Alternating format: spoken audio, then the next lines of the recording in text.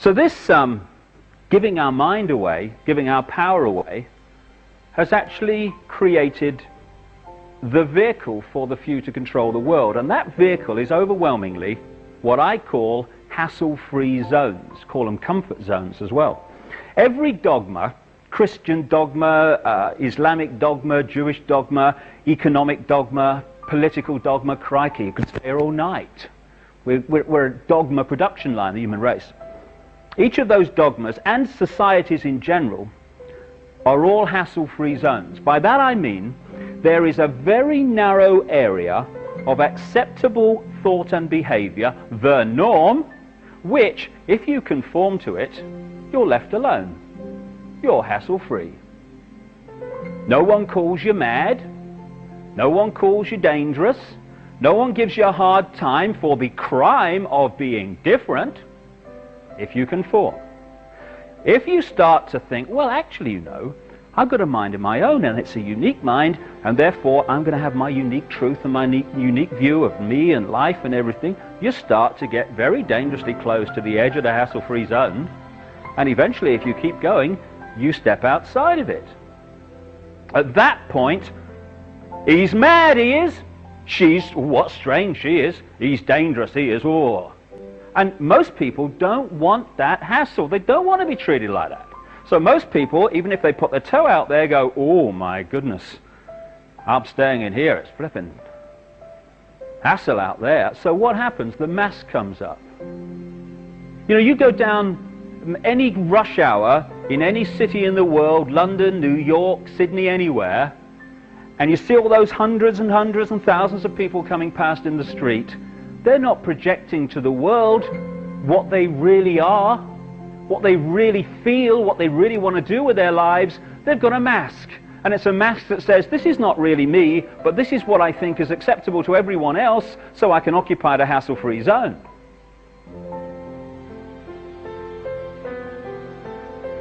And for me anyway, it's that war in the psyche between that part of us that I call I am me, I am free, that wants to flow with our uniqueness.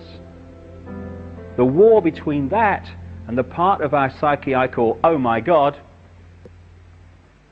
which is at the heart of emotional, mental, and therefore physical dis-ease in the world. And what it's also created is a mass schizophrenia.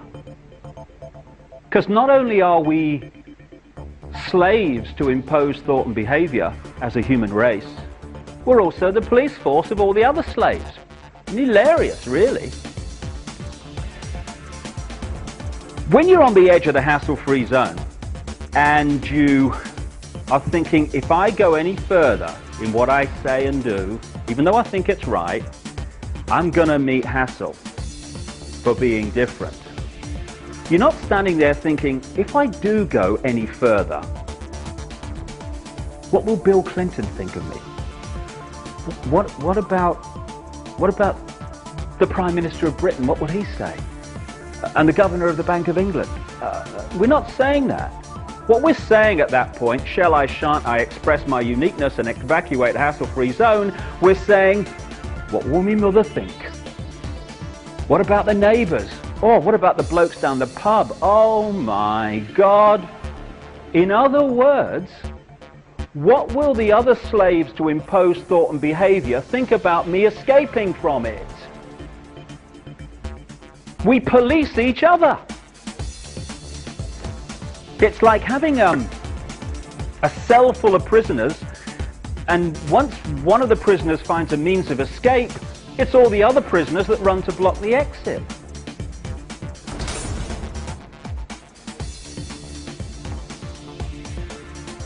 We are both the slaves, the prisoners to this imposition, and the police force of it, because everyone seems to be trying to tell everyone else what is right and wrong, what is moral and immoral, what's right for them, what they should do, what they must do, what they ought to do. And as a result of that, we're actually manipulating each other without realizing it.